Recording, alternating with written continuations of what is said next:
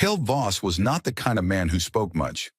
He had learned a long time ago that in rooms full of powerful people, the ones who listened carefully always walked out knowing more than the ones who talked. So he sat in his chair inside the Grand Assembly of Vareth Prime, and he listened. He watched, and he noticed things that other people missed. The Grand Assembly was the most important room in the known galaxy.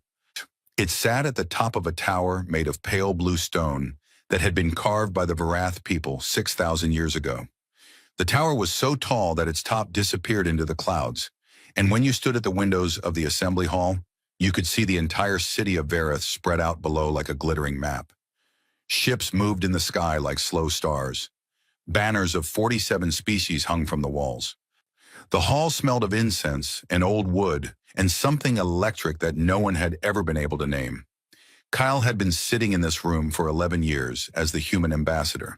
He had watched debates about trade routes and border lines and resource rights. He had listened to species argue for hours about things that did not matter and stay silent about things that did. He had smiled when alien senators made jokes about humans behind their hands, one thinking he could not understand their languages. He understood all of them. He had always understood. Today the hall felt different. It was not something he could point to easily. The lights were the same. The senators were in their usual seats. The translator systems hummed quietly as always. But something in the air had changed. There was a tension that reminded him of the way the sky looked just before a thunderstorm, heavy and waiting. He had noticed it 3 days ago. The Vareth elder who always greeted him in the corridor had looked away when Kale tried to catch his eye. The Drenali senator, a tall creature with silver skin and 4 arms, had cut off a conversation the moment Kyle walked into the room. Small things, easy to miss if you were not paying attention. Kyle was always paying attention. The session began with routine matters, a trade agreement between the Murath and the Colony people, a dispute over a moon in the outer sectors. Cal kept his face calm and neutral, and he took small notes on the flat screen in front of him. But he was not really listening to the words. He was watching the faces. Senator Yaveth of the Drenali kept checking something on his private screen and then looking up at the ceiling. The Corvani delegate, a round creature covered in dark fur, was gripping the edge of his desk so hard that his knuckles had gone pale. The Varath elder, whose name was Sarath, one sat very still with his long fingers folded and his yellow eyes fixed on the table in front of him. He had not spoken once since the session began. Sarath always spoke. When the routine matters ended, the head of the assembly, a Varath woman named Chancellor Aveth, announced that the next item was classified and that the public feed would be cut. Screens went dark across the hall. Doors were sealed. Security drones moved to the corners of the room. Cal leaned forward slightly. A young Vareth aide walked to the center of the floor and activated the main display. A star map appeared. A wide view of the galactic rim, the far outer edge of the galaxy where the stars grew thin and cold, and the darkness between them was very deep. A red marker was blinking at a point far beyond the last known Concordat outpost. The aide cleared his throat. He looked nervous in a way that made Kale feel something cold move through his chest. The signal, the aide explained, they had been detected 17 days ago by a deep-range listening station near the rim. It was a repeating pattern, not random, not natural. Something was sending it, something very large and very deliberate, from a point in space that no known ship had ever reached and returned from. The signal had been identified by the Concordat's oldest archivists, people who spent their lives reading records that went back thousands of years. The pattern matched something in those ancient records. "Where's the Vrathcon?" When the aide said that name, the room changed completely. Kyle had seen alien senators debate with fury and passion and cold calculation. He had never seen them go pale before. He had never heard a room full of 47 species go completely, absolutely quiet, all at once, as if every living thing in the hall had stopped breathing at the same moment. He had never heard of the Vrathcon. He made a note of that. The aide continued. His voice was very steady, which Kyle respected, because everything about the man's body said he wanted to run. The Vrathcon, the aide explained, were a civilization, if that word even applied, from beyond the galactic rim. They had appeared once before, 40,000 years ago. The records from that time were incomplete because most of the species that had lived through it had not survived to write much down. What was known was simple. The Vrathkhan moved in fleets of unimaginable size. They did not negotiate. They did not take resources or land or prisoners in any way that made sense. They simply arrived and then things stopped existing. 14 species had gone extinct the last time. 14. The aide finished speaking and stepped back. For a long moment, nobody said anything. Then the room erupted. Senators were on their feet. Several were speaking at once. Cal caught pieces of different languages. Fear in all of them. The same fear dressed in different words. The Corvani delegate was speaking very fast and quietly to the person beside him. The Drenali senator had his face in two of his four hands. Senator Sarath still had not moved. He sat like a stone statue while chaos swirled around him, and for just a moment his yellow eyes met Kyle's across the room. Then Sarath looked away. Kyle leaned back in his chair. He breathed slowly.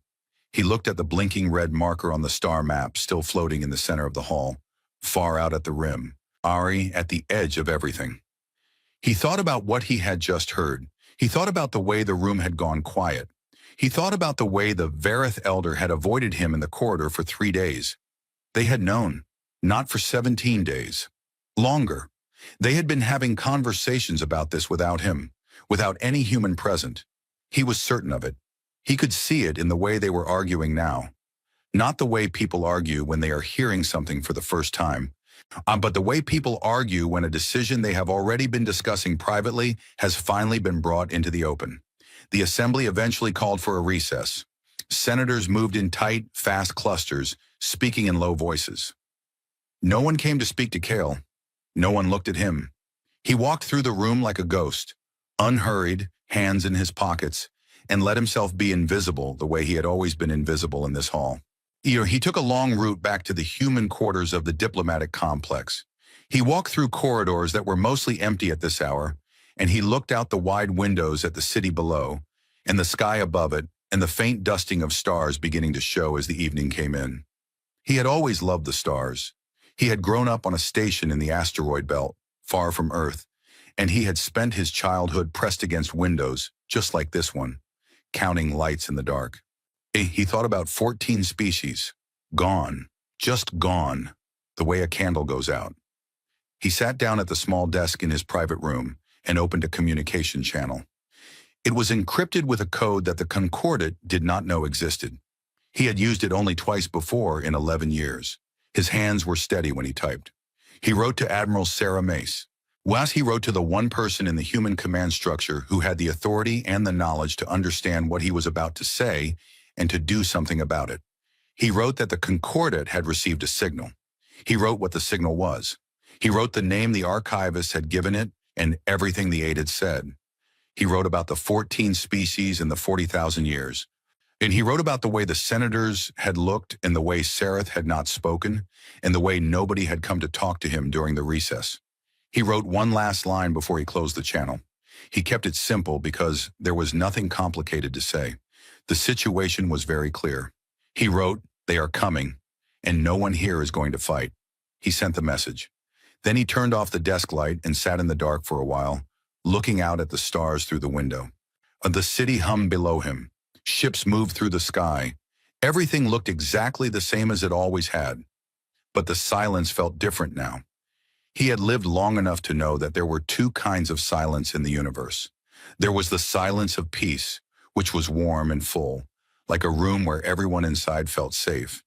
And there was the other kind, the kind that came just before something terrible, when the world held its breath without knowing why. This was the second kind. After he did not sleep that night, he sat in his chair by the window and he watched the stars and he waited. He was good at waiting. Humans were when they needed to be. They had a patience in them that other species rarely saw and almost never understood, a deep and quiet stubbornness that looked from the outside like stillness, but was really something else entirely. It was the stillness of a person who already has a plan. In the assembly hall, lights were still on. He could see the glow of the tower from his window. Senators were meeting through the night, he was sure of it. Species that had spent centuries arguing about small things were suddenly speaking very quickly about very large ones. Some of them were probably already talking about surrender. Some were probably already writing letters to their home governments explaining why fighting was not realistic. Some were probably already thinking about which planets they were willing to give up first. Kyle watched the tower lights and said nothing, and thought everything. Somewhere out beyond the rim, in the deep dark where the stars ran out, something very old and very large was moving toward them. It had no record of humanity in its memory. Humans were not important enough to notice. Not yet. That, Cale thought quietly to himself, was exactly the way they wanted it. He waited for morning, and somewhere across the vast dark of space, a woman named Sarah Mace was already reading his message, already standing up from her chair, already walking toward a door that led to the longest corridor in the most secret facility humanity had ever built. The stars outside Cale's window burned on, cold and bright and beautiful, completely unaware that the darkness between them was about to change forever. The facility had no name on any official document. It did not appear on any map that the Galactic Concordat had ever been allowed to see. It existed in a place that most people would describe as nothing, a wide, cold region of space between two outer star systems where there was no planet, no station, no signal, and no reason for anyone to ever look. That was, of course, the point. Admiral Sarah Mace had been the commander of this facility for 19 years. She had given up a great many things to do this job: a home, a family of her own, a life that people back on Earth could understand if she described it at dinner. She did not regret any of it. She was not built for regret. She was built for this, for sitting in the center of something enormous and invisible, and making sure it was ready for the day it would be needed.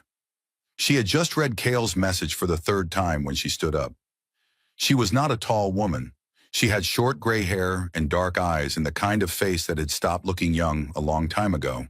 Not because of age exactly, but because of the weight of knowing things that most people did not know. There were lines around her eyes that her staff called worry lines when they thought she could not hear them. She called them thinking lines. There was a difference. She walked out of her office and into the main corridor of the facility's command level. The corridor was long and curved slightly because the whole structure was built in a ring. And if you walked far enough in one direction, you would eventually come back to where you started. The walls were plain gray metal. The lighting was steady and white.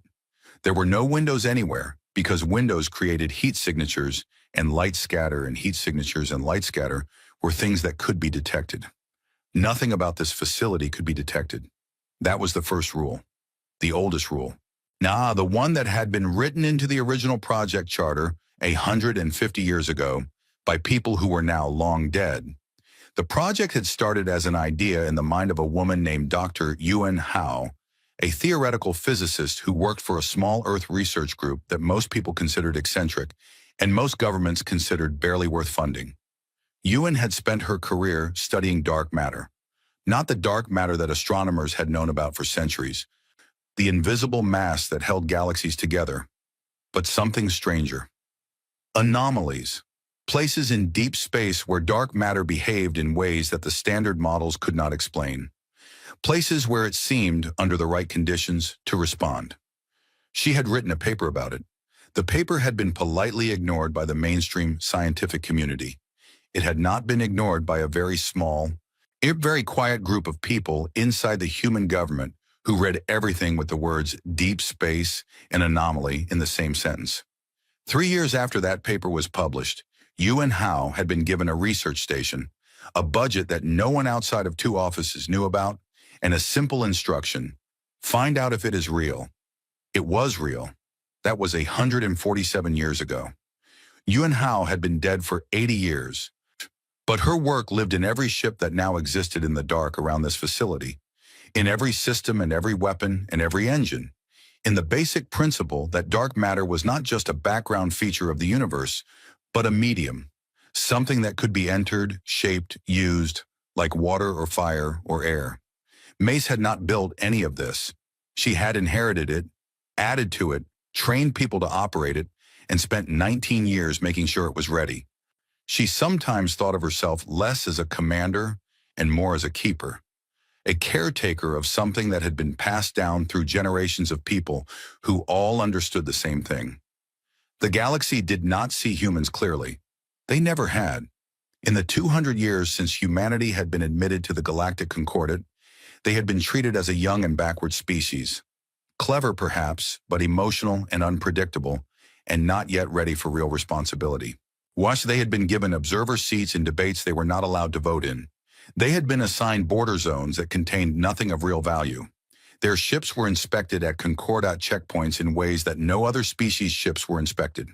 Their scientific papers were reviewed by Concordat committees who sometimes approved them and sometimes simply never responded. Every human diplomat who had ever sat in the Grand Assembly had felt this. Kyle felt it every day. Oh, they all felt it. And for 200 years, they had all made the same quiet choice. They smiled, they nodded, they filed the paperwork, they thanked the committee, and in the dark, in a place no one could find, they built. Mace reached the operations room, which was the largest space in the facility. It was a wide circular room with a high ceiling and a central display table that currently showed a real-time map of the surrounding region of space. And the room was staffed around the clock by people who worked in 12-hour shifts and who had all gone through a selection process so thorough that most of them described it afterward as the hardest thing they had ever done. They were the best, not just the best humans, the best.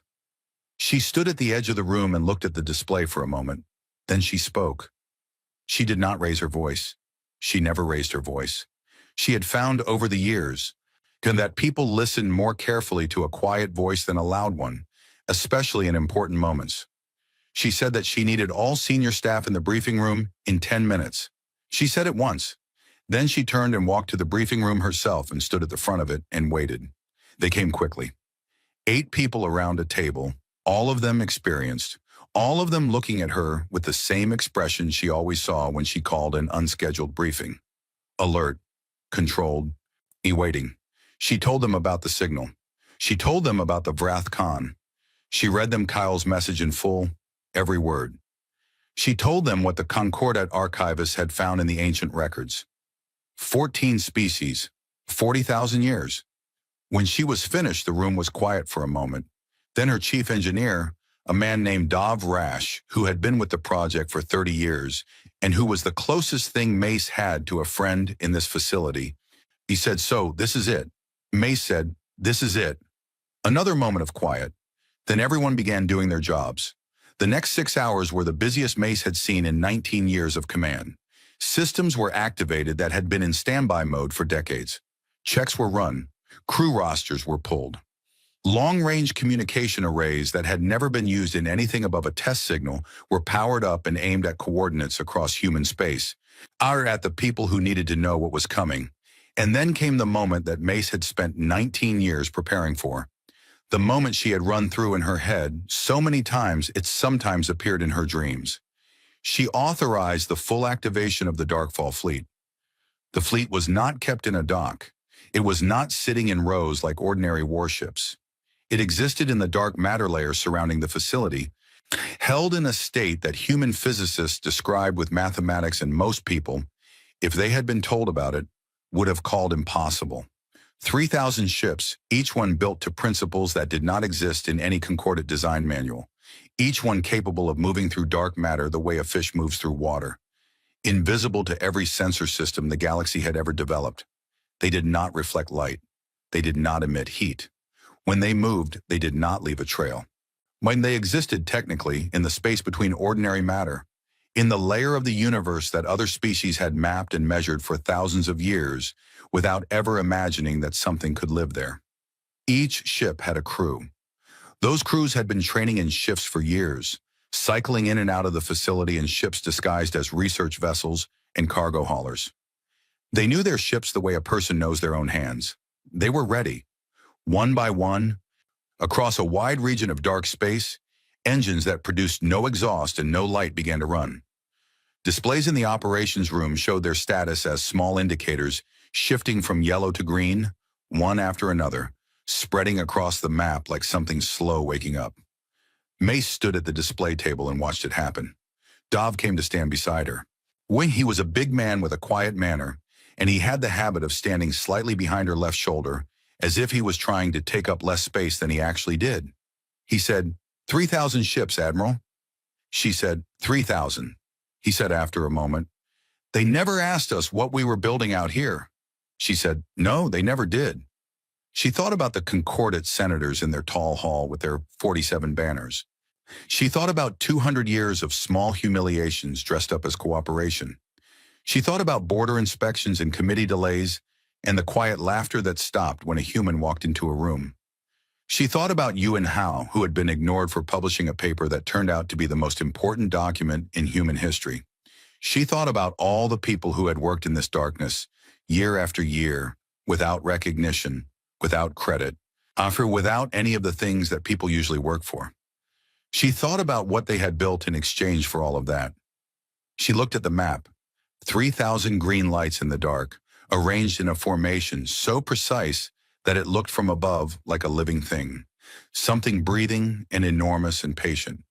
She said to no one in particular and to all of them, "Wake the fleet." The order moved through the facility like a current. It went out on encrypted channels to every ship in the formation, and across a region of space that no Concordate sensor had ever looked at twice, 3,000 ships that did not exist began, quietly and completely, to move. Somewhere far away on a planet called Verith Prime, a man named Cale Voss was sitting in the dark by a window, watching stars he had loved since childhood, waiting in the way only humans could wait, with a patience so deep it looked from the outside like peace. And from the surface of that planet, if anyone had been watching the sky with exactly the right equipment at exactly the right moment, they might have noticed something strange. A small region of space near the outer rim where the stars were visible one moment and then, very briefly, were not. As if something vast had moved between them and every source of light in the universe. And then the darkness moved on, and the stars came back, and the sky looked exactly as it always had. But it was not the same sky anymore. The first thing people noticed was that the stars near the rim went dark. Not all at once. Not in a way that looked like an explosion or a collapse. They went dark the way a fire goes dark when something very large steps in front of it. One by one, slowly, as if the darkness itself was thickening. Astronomers across the Concordate's outer systems reported it first. Then it was confirmed by automated relay stations. Then by long-range Concordate military observers who sent messages back to their commands and then stopped sending messages. The Vrath Khan had arrived. Their fleet came through the galactic rim in a formation that was so wide it covered a region of space that would have taken an ordinary ship 3 days to cross at top speed. 80,000 vessels. The smallest of them was larger than any space station the Concordate had ever built. The largest, there were 9 of them, were at the front of the formation, were the size of small moons. Not compared to small moons, actually the size of small moons. They had their own gravity. Smaller ships drifted in orbit around them as the fleet moved. They moved at a pace that seemed slow from a distance, but was in fact terrifyingly fast. Like watching a wave in the ocean from the shore, it looks gentle and far away until it is directly on top of you. Their signal was still broadcasting. The same repeating pattern that the listening station had first detected. The Concordate's communications team had been working to decode it for weeks. When they finally did, on the morning of the fleet's emergence, the message was 4 words long in every language the Vrathkun had apparently ever encountered. Submit or become silence. That was all. The Concordate's military command had been holding emergency sessions for days. There were technically, a combined defense force. Ships from 23 of the 47 member species that had military capability. On paper, it was an impressive number. In practice, it was a force that had been built for border disputes and piracy suppression and the occasional territorial disagreement between members. It had never been built for something like this. No one had thought they would ever need it to be. Some species pulled their ships back before the battle even started. They did it quietly, routing their fleets away from the rim under the cover of resupply missions and training exercises. 3 species that had private back-channel communications sent preliminary messages to the Vrath Khan fleet using the decoded signal structure, expressing willingness to discuss terms. The Vrath Khan did not respond to those messages. They kept moving. What remained of the combined Concordate force, ships from 11 species, roughly 4,000 vessels, assembled at the Karath line, in the name given to a defensive position near the last chain of outer system outposts. The commanders were brave. Kyle would give them that later, when he thought back on it. They were genuinely brave people who flew their ships into position, knowing what was coming toward them. He would never say otherwise. The battle lasted 11 minutes. Later, the recordings from the sensor buoys would be studied for years. They showed a concordant line that held for about 90 seconds before the Vrathcon's forward weapons, which appeared to function by sending focused pulses of some energy type that had no name in the concordant's physics lexicon directly through the hulls of enemy ships without touching the space between, began cutting through the formation. The concordant ships did not explode dramatically. They simply stopped working. Their systems went dead. Their hulls held for a moment and then crumpled as the internal pressure failed. In 11 minutes, 263 concordant ships were destroyed. The rest scattered. 3 entire species lost their full military fleets in that engagement. The commanders who survived sent reports back using a tone that Cal recognized. The careful, flat tone of people describing something so bad that normal language did not feel adequate for it. In the Grand Assembly on Vareth Prime, the session was in continuous emergency mode. The Great Hall looked different from the inside now. Banners slightly crooked from having been rushed, chairs pulled out of their precise positions, food and drink brought in for senators who had not left in 2 days. The translator systems were working so hard that they occasionally stuttered. People were talking over each other constantly. Kyle sat in his seat. He did not talk over anyone. He had been watching Chancellor Abath's face for the past several hours. She was doing her job with the skill and steadiness he had always respected in her, keeping the session moving, calling for order when the noise became unmanageable, summarizing positions and calling votes. But her face had changed over the past 2 days. There was something behind her eyes that had not been there before, something that Kyle identified after careful consideration. Whereas a woman who had already made a private decision and was now simply waiting for the room to arrive at the same place she already was. The room arrived there around the middle of the second day. Senator Sarath stood up. The room went quieter, not because Sarath asked it to, but because Sarath was old enough and important enough that when he stood, people wanted to hear what he said. His yellow eyes were steady. His long fingers were folded in front of him. He spoke slowly and with the full weight of someone who did not enjoy what they were saying, but believed it was true. He said that the Concordat had to face the reality of the situation. He said that the combined military force had failed. He said that there was no secondary defensive option that the military advisors believed would succeed. He said that the Vrathcan fleet was moving toward the core worlds and would reach the first populated inner system in approximately 9 days. He said that what he was about to recommend was the most painful thing he had ever recommended in 40 years of public service, but that he had a responsibility to the living. He said the Concordat should open formal surrender negotiations. The room went very loud again. Some senators shouted in agreement, the relieved, desperate shout of people who had wanted someone else to say it first. Some shouted against it. Some stood in silence with expressions that were hard to read across species. Tukel did not shout. He did not stand. He looked at the display screen in the center of the room that was showing, in real time, the position of the Vrathcan fleet. 80,000 ships, moving at that slow, terrible pace toward everything they had all built.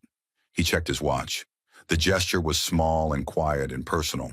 He was not checking the time. He had been checking that watch in exactly that way since his message to Mace 2 weeks ago. Which way it was the thing he did when he was waiting for something he was not allowed to talk about. Old habit. It helped him stay calm. The debate continued around him. Surrender terms were discussed in broad language. Someone raised the question of what exactly the Vrathcan wanted, since they had not responded to the preliminary messages.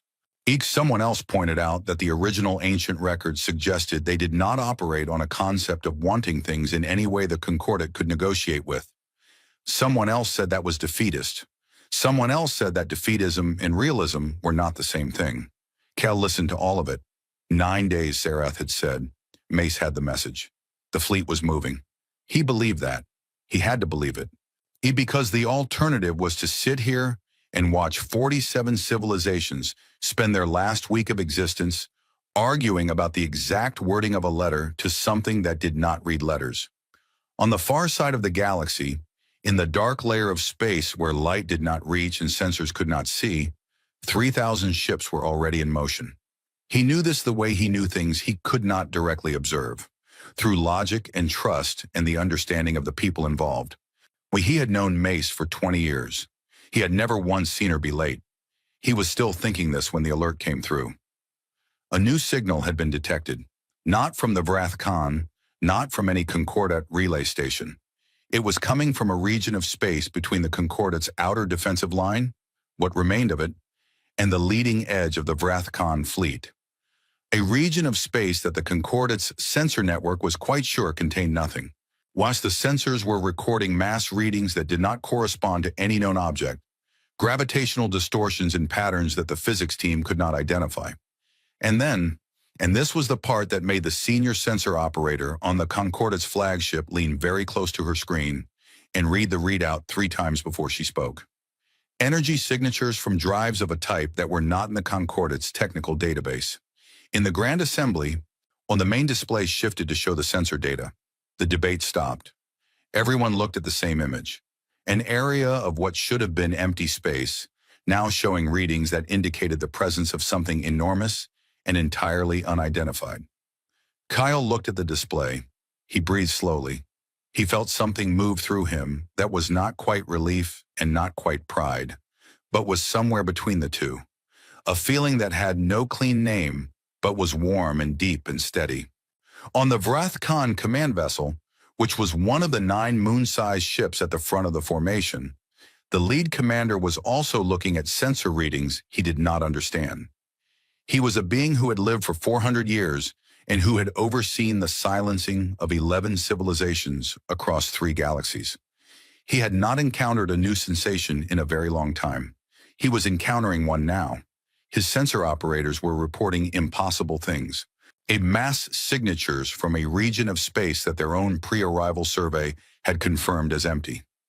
Gravitational distortions forming in geometric patterns that suggested structure and intention, and spreading around the outer edges of his fleet on all vectors, in a formation that was already complete before his early warning systems had detected anything at all.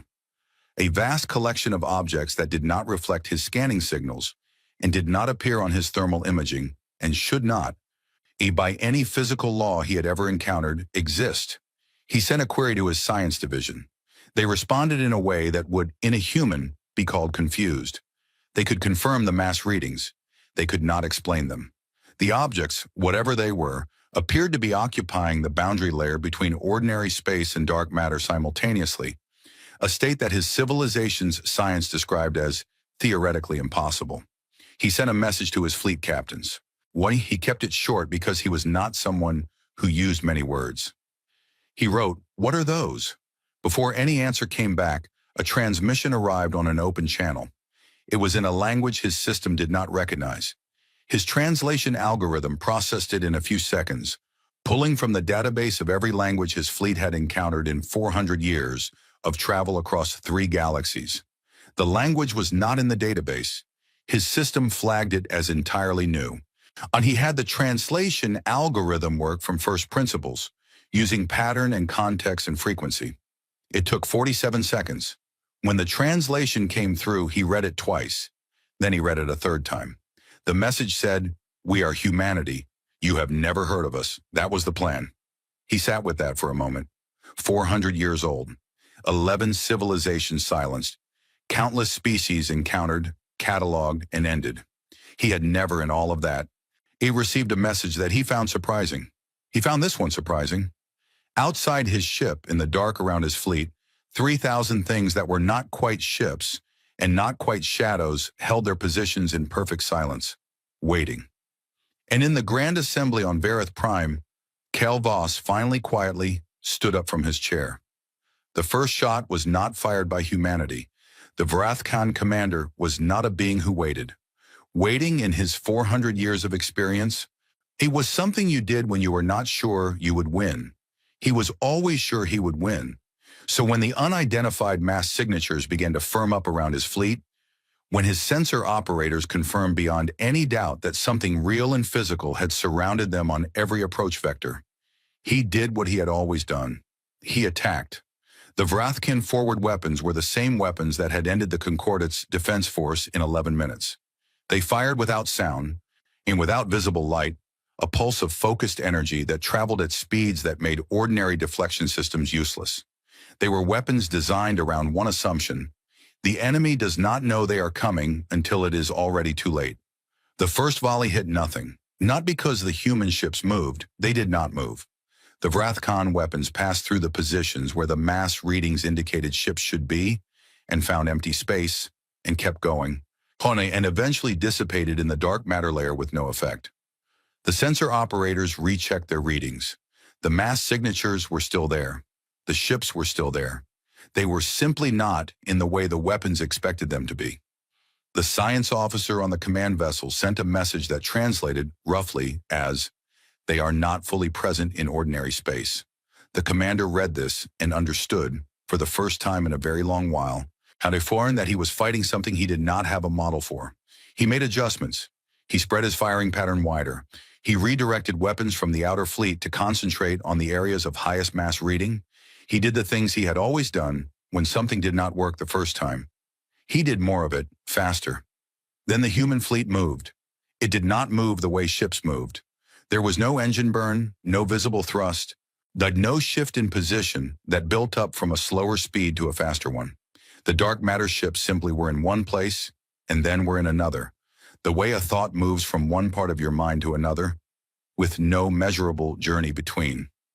They appeared inside the Vrathkon formation, between ships, alongside the great moon-sized dreadnoughts, in the dead space between weapons batteries and the forward command vessels. And then they opened fire. The dark matter weapons were not energy pulses. They were collapses. A human dark matter weapon worked by creating a localized instability in the boundary between ordinary space and dark matter, a small, precise, terrible tearing, and then directing that tear at a target.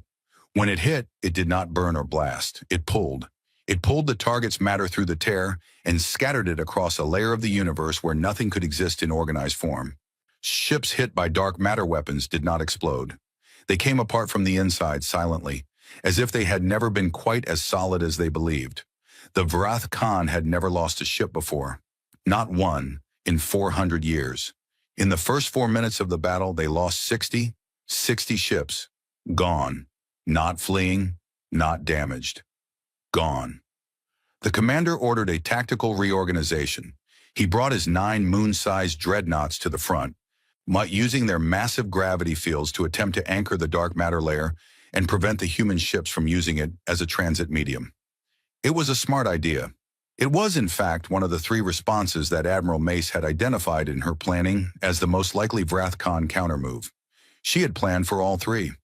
Mace was on the bridge of her flagship, the Darkfall Prime, a ship that looked from the outside like a tear in space, a shape made of absence rather than presence, or is surrounded by a shimmer at its edges where ordinary light bent away from it rather than reflecting. She stood at the command display with Dove beside her and watched the battle develop in real time across a tactical screen that showed both ordinary space and the dark matter layer simultaneously. A view of reality that no Concordate ship had ever been equipped to see. The battle was not clean. She had known it would not be. She had been at war with the idea of this battle for 19 years, and she knew better than anyone that no plan stayed whole past the first contact with a real enemy. The Vrathkon were adapting. They were, she had to admit to herself, very good at what they did. Their formation shifts were fast.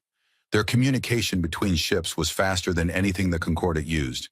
They were learning in real time to respond to something they had never seen before. They were learning. But they were behind, because humanity had not built these ships in response to the Vrathkon signal. They had built them over 150 years, and in those 150 years, they had done what humans always did when they were given time, in a problem, and a reason. They had studied everything. They had found every record of every civilization the Vrathkon had ever destroyed. They had pulled the wreckage records from ancient data archives, had pieced together sensor readings from species that no longer existed to report them, reconstructed battle patterns from the fragmented histories of 14 extinct peoples. They had built a model of how the Vreth Khan fought. They had tested that model against every counter-strategy they could imagine. They had planned for 100 different versions of this battle, run the simulations thousands of times, found the weaknesses, and built weapons and tactics specifically designed to reach them. The Vreth Khan were learning in real time. Humanity had already graduated. The losses came anyway. Mace watched them happen, and she did not look away. Ship designations went dark on her display one by one. Not many compared to the enemy, but each one was a crew. Real people she had trained and briefed and shaken hands with.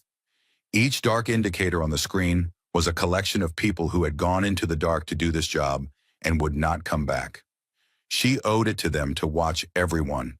The 41 human ships lost in the first hour. 41 out of 3,000.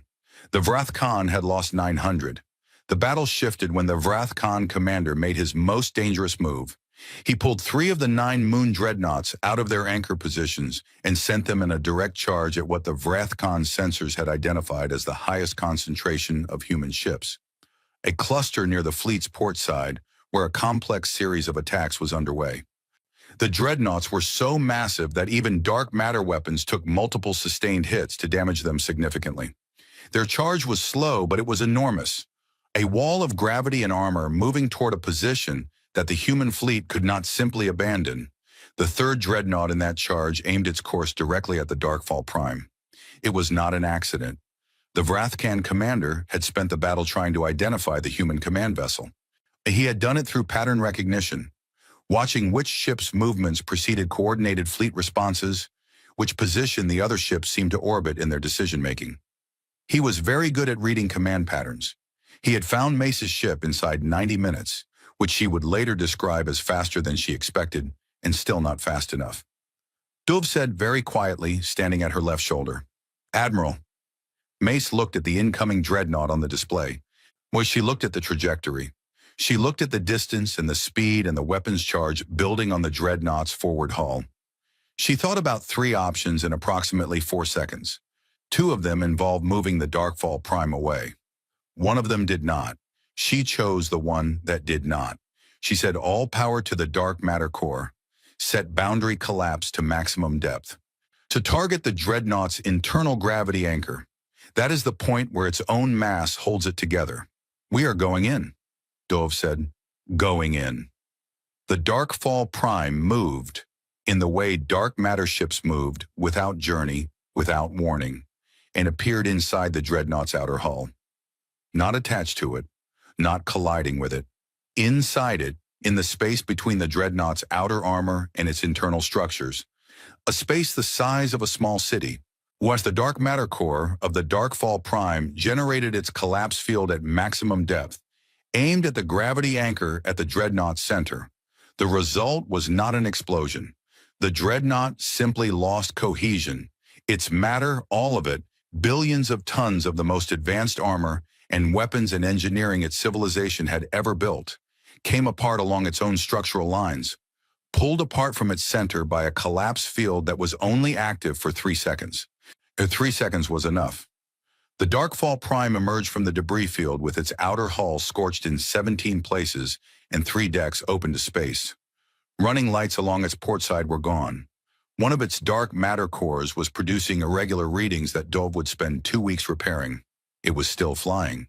The Vreth Khan formation, after the loss of 3 dreadnoughts in rapid succession, began to change. Not a reorganization this time, a withdrawal. The remaining ships at the edges of the formation began pulling back, attempting to open a corridor to the galactic rim and the dark space beyond it through which they had come.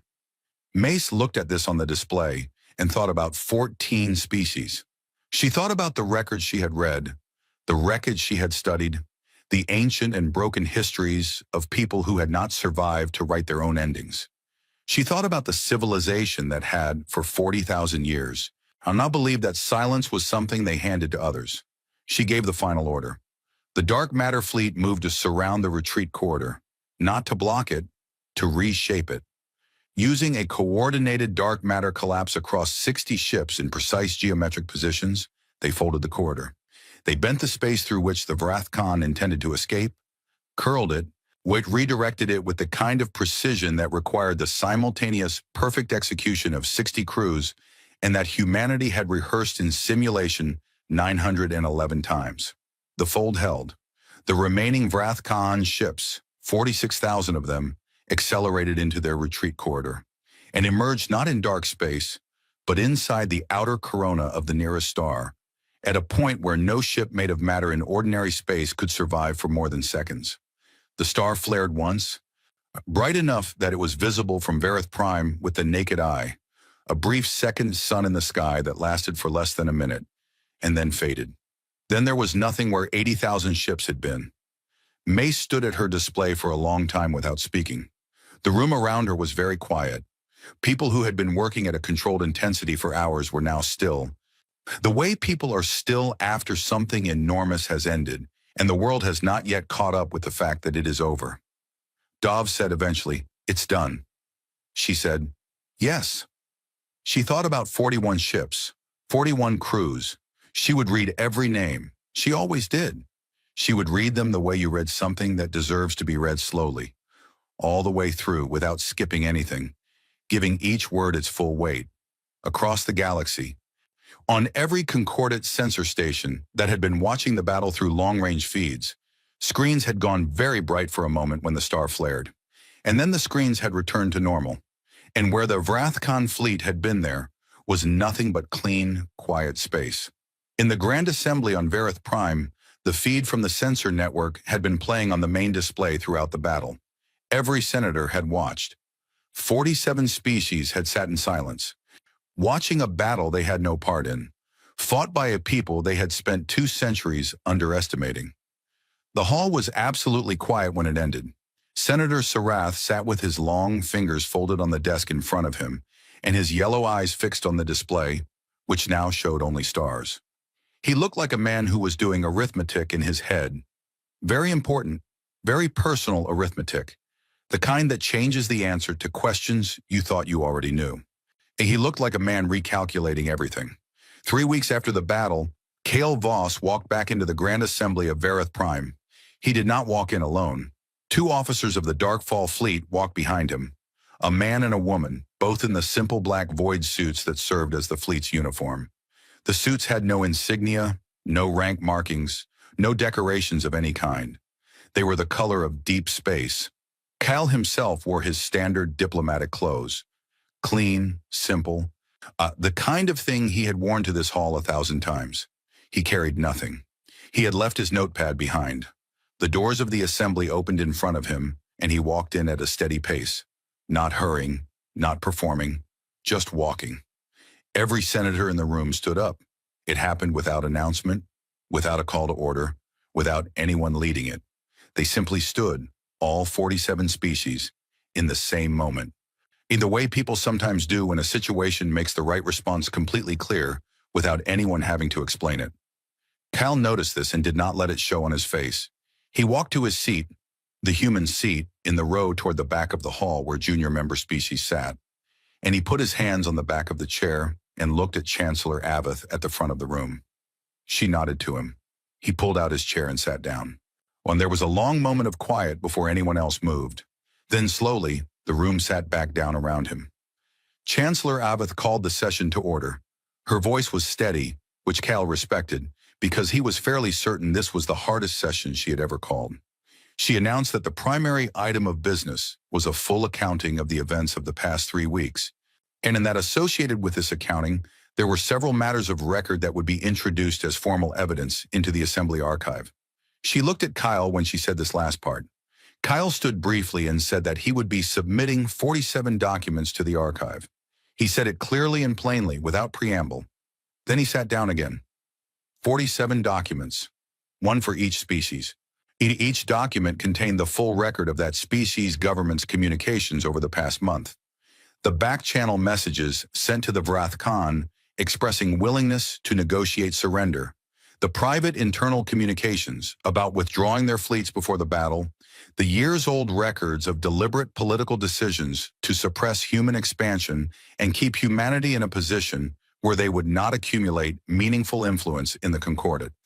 Kale had not gathered these documents by hacking or stealing. He had gathered them the same way he gathered everything, by watching, listening, and waiting until the right people sent him the right things, which they had over 11 years. Because when people believe you are not very important, they become careless about what they say and send in rooms and channels where you are present but not considered a real audience. He had not used any of it. For 11 years, he had collected and filed and said nothing. He had waited. Now he placed it all on the table. The reaction in the hall was not shouting this time. The shouting had already happened in the days immediately after the battle, in the panicked and exhausted and ashamed sessions where senators had tried to process what they had witnessed. What filled the hall now was something quieter and more durable.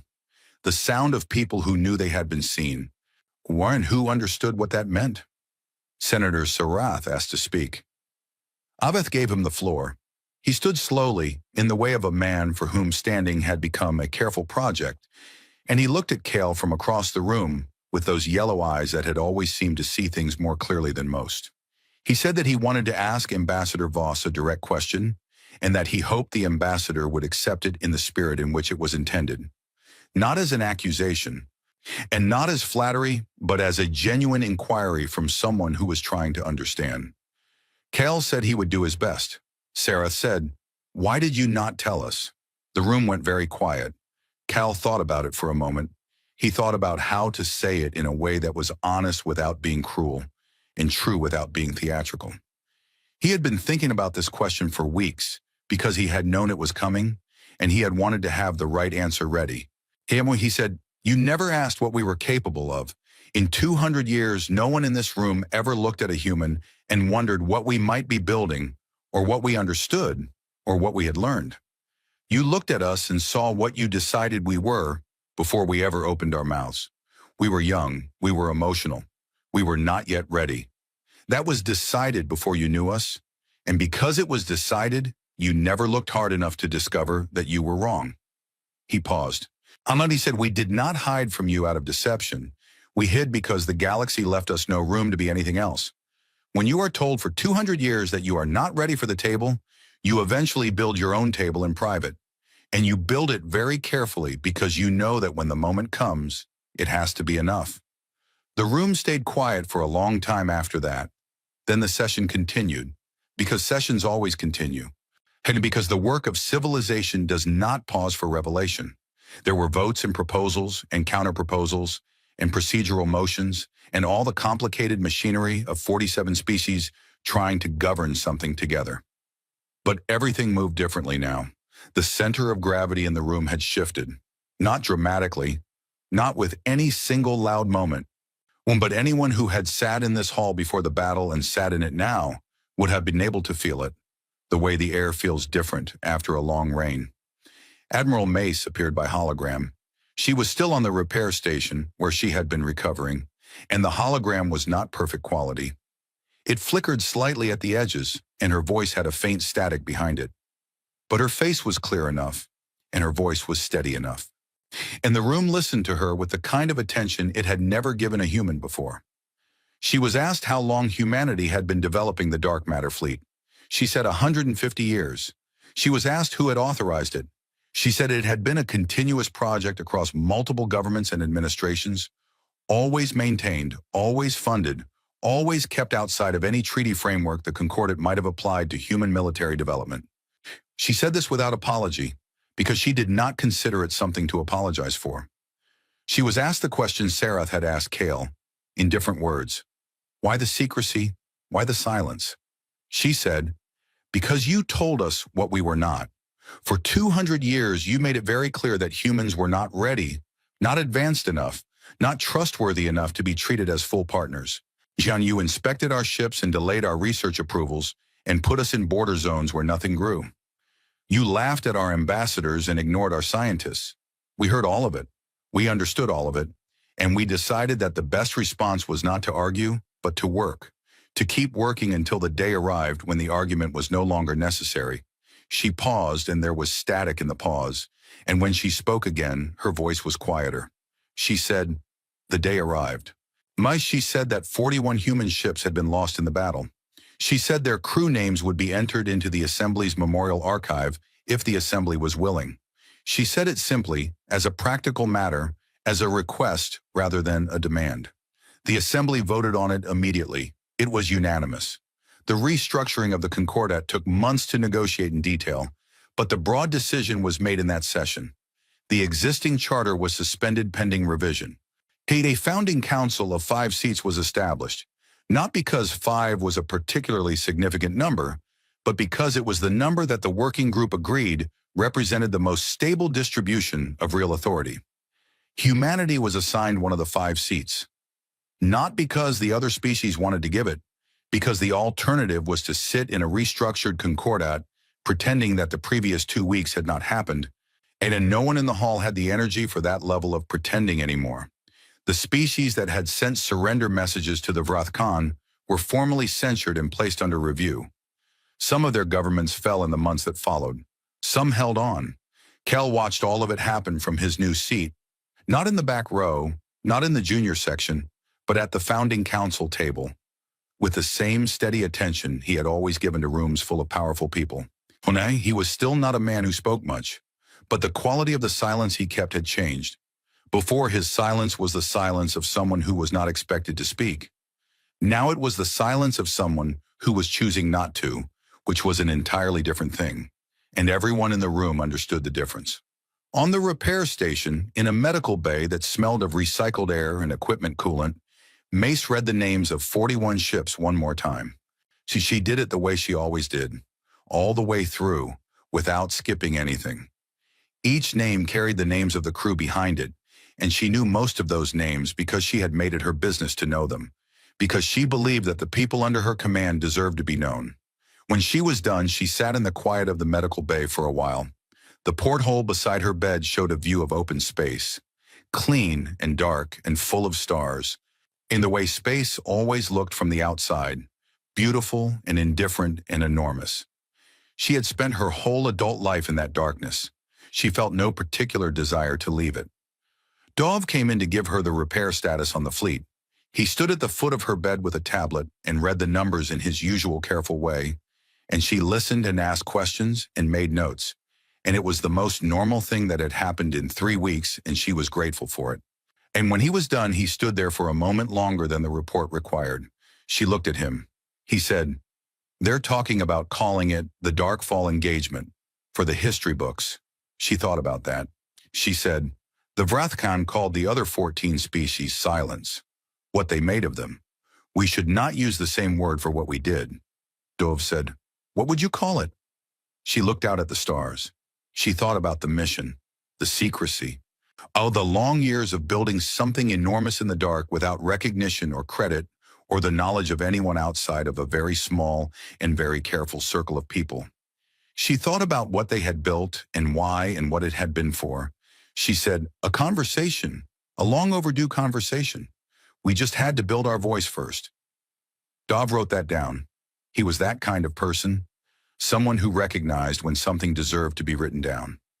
Later, much later, and when the official histories of this period were compiled and debated and revised and compiled again, the historians would argue about what to call the moment. Some called it the Battle of the Rim. Some called it the Darkfall Engagement, as Dov had suggested. Some used the phrase that had spread through every species media in the weeks following. The phrase that a young communications officer on a Concordat relay station had used in a report that was supposed to be internal, but had been leaked and read by approximately everyone in the galaxy within a week. She had written describing the moment she watched the battle from long-range sensors and understood what was happening.